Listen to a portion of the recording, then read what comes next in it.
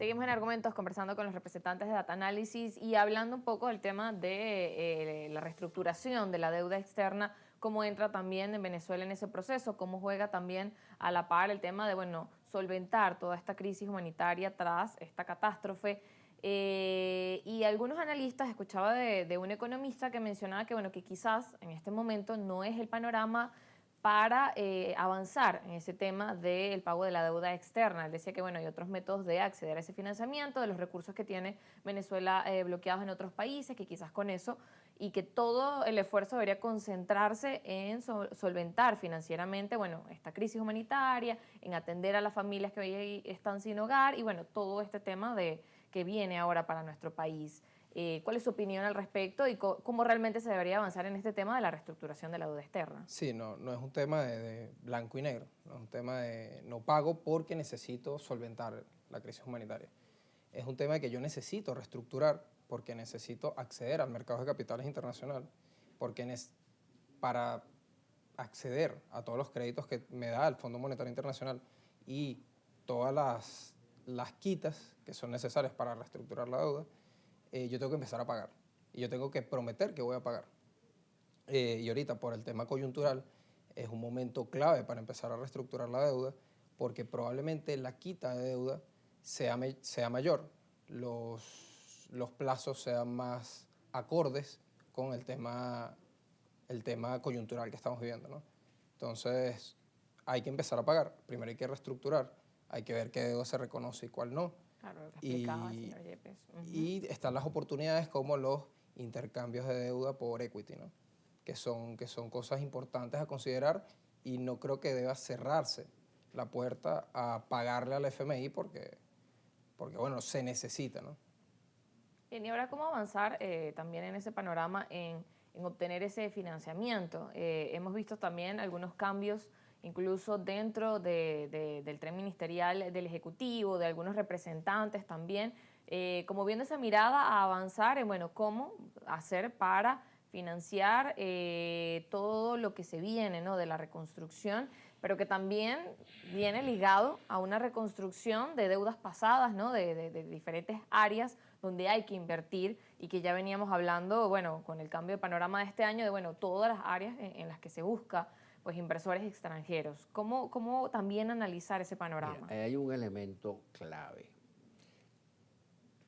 Las relaciones y las experiencias de la mayoría de los países con los organismos multilaterales, como el Fondo Monetario Internacional, como el Banco Mundial, etcétera,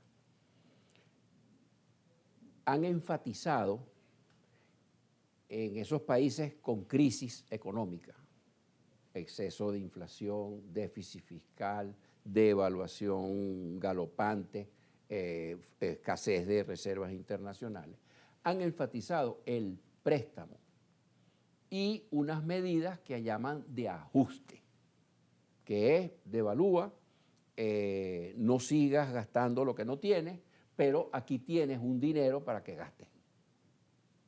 ¿Okay? Entonces, ¿qué es lo que ha resultado ese enfoque? Ese enfoque ha resultado en que los malos gobernantes le limpian la cara y siguen haciendo lo mismo. No es que el Fondo Monetario o el Banco Mundial no te digan, bueno, pero después tienes que hacer una reestructuración. ¿Qué es la reestructuración?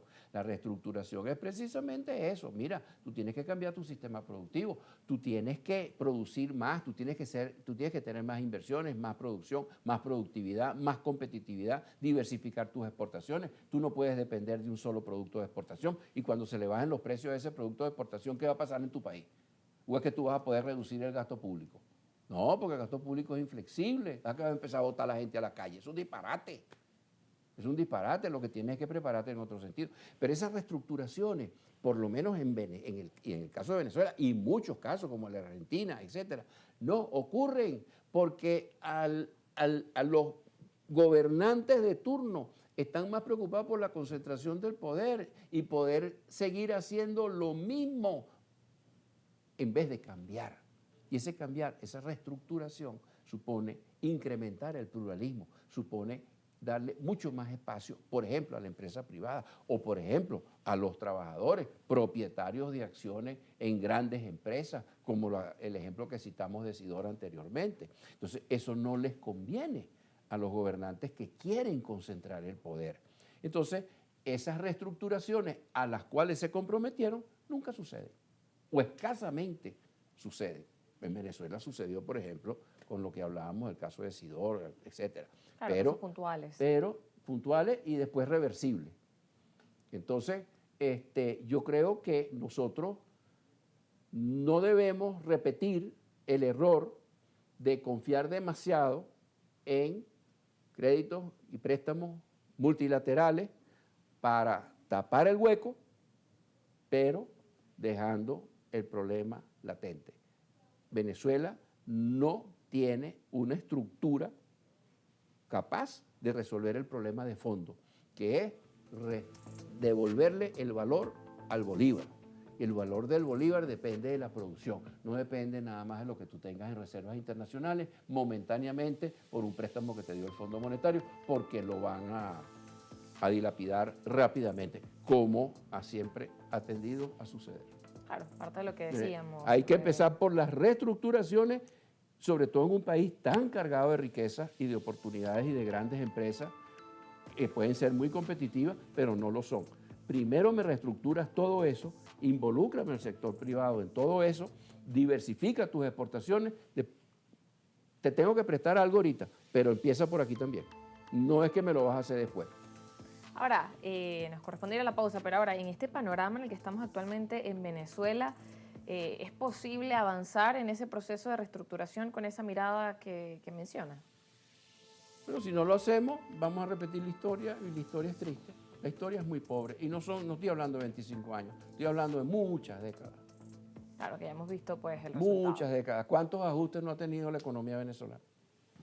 Una gran cantidad. El ajuste de cuando Luis Herrera, cuando devaluamos de 4.30 a 6.30, el ajuste, había como 3 tipos de cambios, el ajuste que luego vino con Carlos Andrés Pérez, los ajustes con Caldera, y siempre terminamos en lo mismo. Nos quedamos con la plata que nos prestaron a cuenta de que devaluamos y de que votaron a no sé cuántos empleados públicos, pero la reestructuración de la economía no sucede, porque si tú diversificas las exportaciones y movilizas a la empresa privada, el sector político-administrativo o que controla el poder tiene menos poder, porque quien produzca divisas tiene poder, tiene capacidad de decir cómo que se bate el cobre. Ese es el caso de México. ¿Cuál es la salvación de México? Las exportaciones, el ingreso de divisas en México por exportaciones petroleras no llega al 8%. Esa es la bendición de México. El gobierno con ese 8% de exportaciones no puede ni siquiera pagar los salarios del sector público, entonces tiene que asegurarse de que las grandes empresas mexicanas produzcan y ganen mucho dinero para que le paguen impuestos al gobierno mexicano para ellos poder mantener al gobierno mexicano. En el caso de Venezuela, el gobierno se cobra y se da el vuelto. ¿Por qué? Porque produce el 80, el 90% de las divisas. Sí, y al final, pues bueno, genera allí una serie de inconvenientes a la hora de, bueno, intentar ser un país productivo. Nos vamos a la pausa.